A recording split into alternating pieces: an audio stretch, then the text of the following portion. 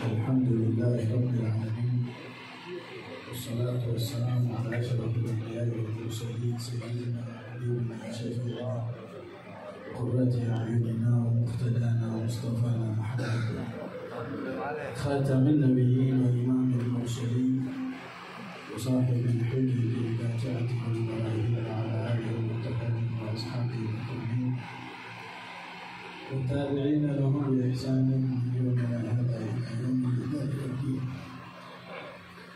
قال رب اشرح لي صدري ويسر لي أمري واحلل عقدة من لساني يفقهوا قولي. سبحانك لا علم لنا إلا ما علمتني إنك أنت العليم الحكيم. لا حول ولا قوة إلا بالله العلي العظيم. وبعد انصحوا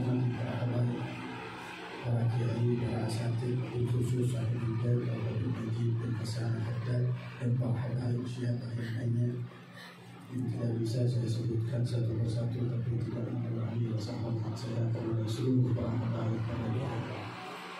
Alhamdulillah, di malam yang mulia ini apa tadi yang telah disampaikan luar biasa, sebetulnya sih cukup untuk menjadi bekal bagi kita. Satu kita ambil, insya Allah kita amalkan, insya Allah kita akan menjadi orang yang sukses. Amin.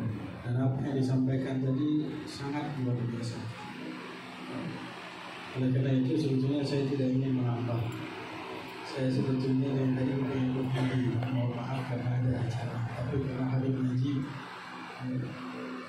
imtithalan, beliau kami tadi walid buat kita semuanya, ya, saya menunggu dan insya Allah dengan keberkahan daripada acara malam ini juga keberkahan para syabab kita bisa mendapatkan barakah. Amin. Kita bisa mendapatkan syafaat dari Rasulullah SAW.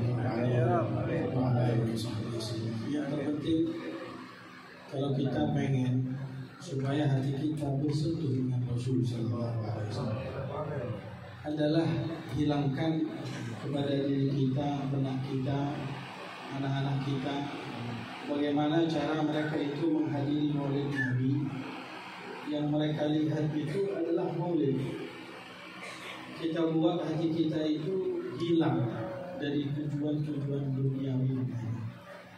Karena kalau kita sudah menghilangkan jiwa kita daripada dunia, akan datang dengan sendirinya yang namanya Rasulullah SAW. Karena Rasulullah SAW itu memberikan contoh kepada kita untuk sangat menjauh dari hal-hal yang seperti ini. Kalau memang kita nggak mampu untuk menjauh daripada hal ini, minimal hati kita jauhkan dari hal tersebut. Suatu saat Rasulullah SAW keluar dari rumahnya bertemu dengan Sayyidina Abu Bakar Siddiq dan Sayyidina Umar bin Khattab. Di saat yang memang tidak biasa orang keluar dari rumah, olehnya Rasulullah bertanya kepada mereka, "Ma akhrajahuma ya Abu Bakar wa ya Umar?" Apa yang menyebabkan kalian berdua wahai Abu Bakar dan Umar keluar dari rumah fi mithli hadis, di waktu yang seperti ini?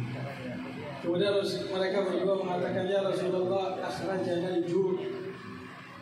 Kita keluar ini karena kita lapar, di rumah nggak ada makanan. Kemudian mereka berdua bertanya kepada Rasulullah, kemudian anta ya Rasulullah, apa yang menyebabkan kau keluar dari rumah di saat yang seperti ini?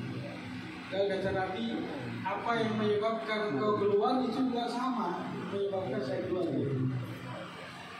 Kemudian mereka merasa bahwa Rasulullah nggak selapar kita.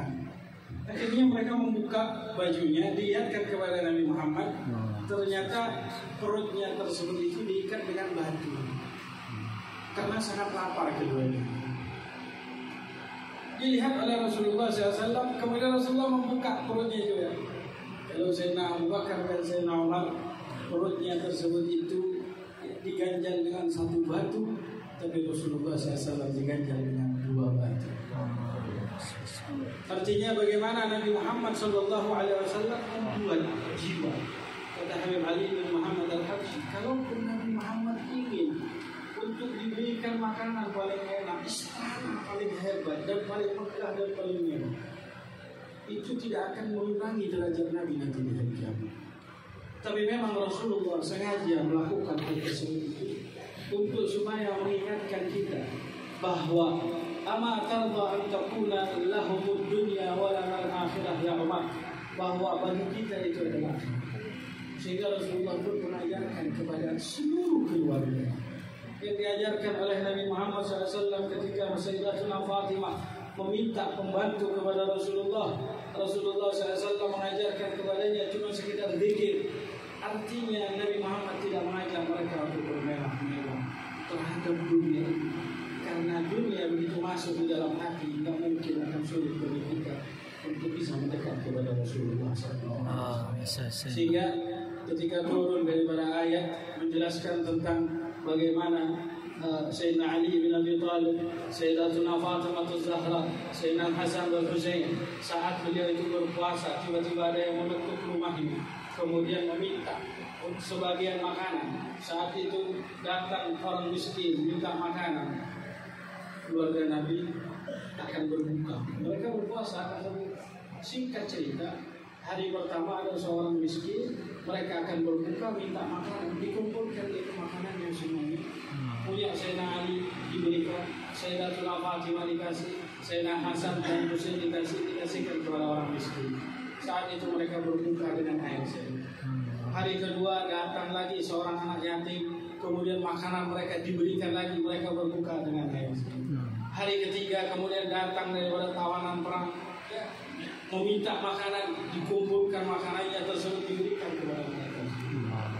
Sampai 3 hari berturut-turut mereka cuma berbuka dengan air, sehingga turun ayat yang berbunyi yut'imuna at-ta'ama ala hubbihi miskinan wa yatiman.